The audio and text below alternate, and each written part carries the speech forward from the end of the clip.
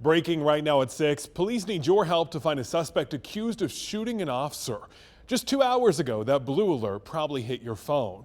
The message said to be on the lookout for 26-year-old Timothy Ramsey. You might have noticed, though, that it came from Georgia.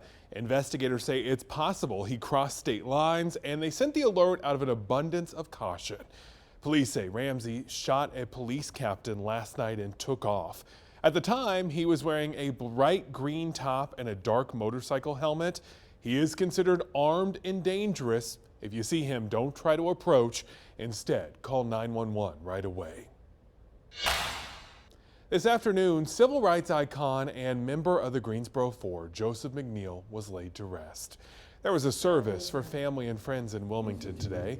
This comes after North Carolina A&T honored McNeil with a memorial service Thursday, remembering him as a trailblazer who helped change the course of American history. He was a freshman in 1960 when he and 3 classmates sat down at that segregated lunch counter in Greensboro, launching a movement that sparked sit-ins across the country. If you want to pay your respects, we have the entire funeral from today up right now, streaming on WFMY+.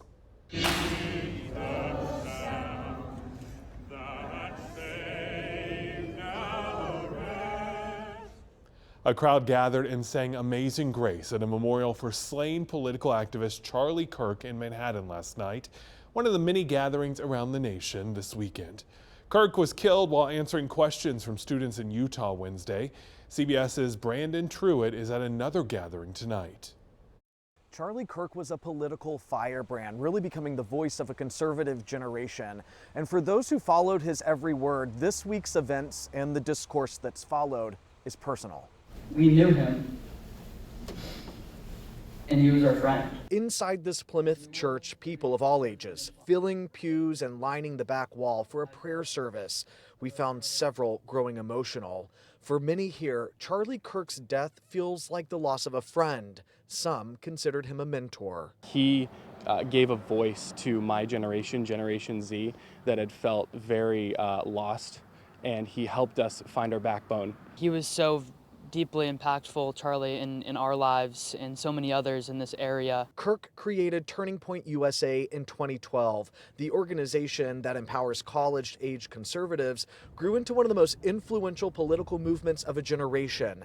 It's now on more than 3,500 campuses. He had a good way of putting things in a way that our generation would understand it. And I think that he kind of bridged that gap between Gen Z and older conservative generations. As Kirk's impact grew, so did his reputation for polarizing political views. He was known for his fiery debates in the public square. Some found Kirk's comments racist and transphobic, once calling gender a mental delusion, while others considered him a fierce defender of the Second Amendment and credit him for bringing a generation back to the church. I felt we needed to come together in prayer. And we've all seen it, the online discourse following Kirk's death. State Representative Stephen Exaros, who helped put this service together, calls some of it shameful. I want us to heal and be proud to be an American, and a human. You know, I've lost my son, police officers killed. I'll never see them again. And a tragedy happens and people call each other names. No, we're better than that. New at 6, Greensboro police need your help finding a driver involved in a deadly crash with a motorcycle. It happened on I-40 late last night near Westgate City Boulevard. Investigators say the motorcycle and the other vehicle collided, killing the person on the bike. Police say the other driver took off. They believe they were driving a dark green or black sedan. It could have a scrape on the left rear wheel or fender. Greensboro police have not released the motorcyclist's name because they're still trying to notify the family. If you know anything, call Crime Stoppers. The SBI is now testing evidence after a boy was shot and killed in Asheboro. The shooting was inside a home on Hickory Drive back in September 6th. We reached out to police to find out why they are just now making this information public. We'll let you know when we hear back, but here is what we do know. Deputies say they found the child with a gunshot wound. Another child was inside at the time. Investigators are still working the case and ask anyone with information to please contact them.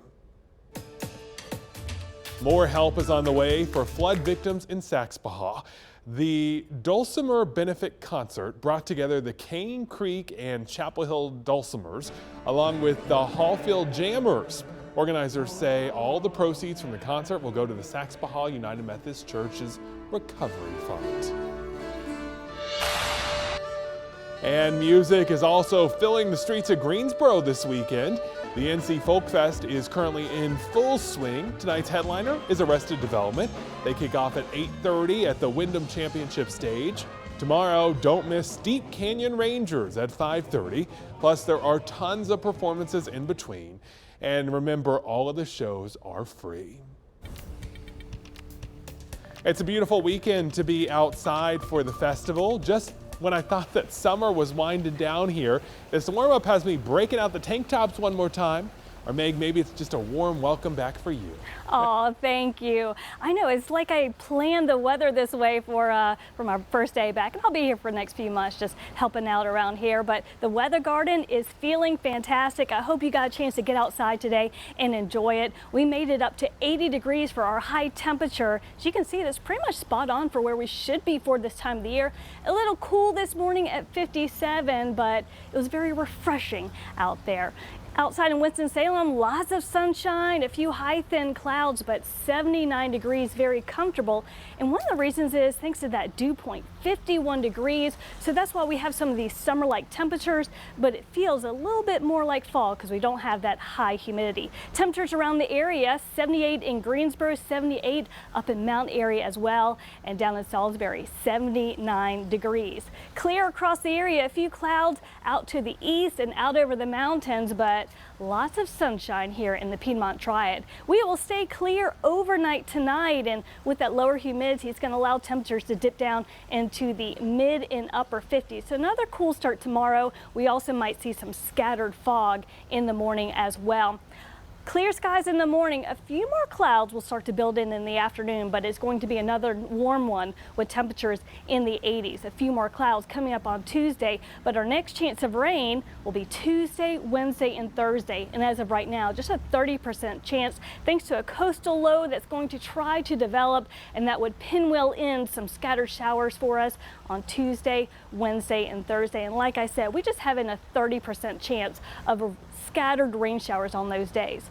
Overnight tonight, mostly clear. Watch out for some patchy fog in the morning. 57 degrees. For tomorrow, 83. Good amount of sunshine with just a few more clouds in the afternoon. And here's a look at your 7-day forecast. Looking nice. 80s back tomorrow. And then for Tuesday and Wednesday, with the clouds and that chance of rain, highs making it only up to 76 degrees. 81 back for Thursday. Friday, the warmest day of the week at 84, and a sneak peek of next weekend. Looking great, sunshine at 82. We are just 24 hours away from one of the biggest nights in Hollywood. The 77th annual Emmy Awards will air on WFMY News 2, celebrating the best in TV entertainment. CBS News has a preview of the night.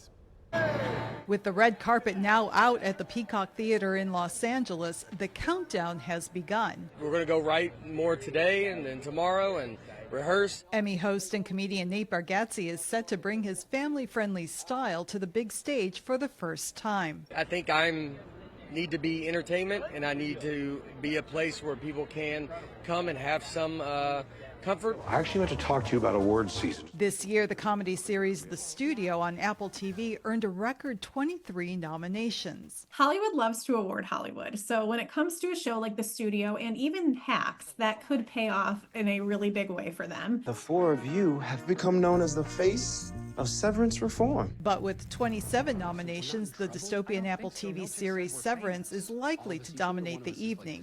The prodigal son returns. With stiff competition from HBO Max's medical series, The Pit. 39 big names, including Catherine Zeta-Jones and Jude Law, are part of the star-studded lineup of presenters this year. Look at the evidence. Fellow presenter and star of the CBS reboot Matlock, Kathy Bates, has already made history with her Emmy nod. She is the oldest nominee in the category for lead actress in a drama and is likely going to take home that trophy. Emmy producers say the audience can also expect some nostalgic moments. We've got a good Paradise moment with Sterling K. Brown and James Marsden, but we also have a reunion of two actors from Grey's Anatomy celebrating 20 years. a tribute to some iconic shows on television's biggest night. Dina Demetrius, CBS News, Los Angeles. I can't tell, was that a Golden Girls set I saw there? The Emmys will be on WFMY News 2 tomorrow night at 8 o'clock, followed by WFMY News 2 at 11.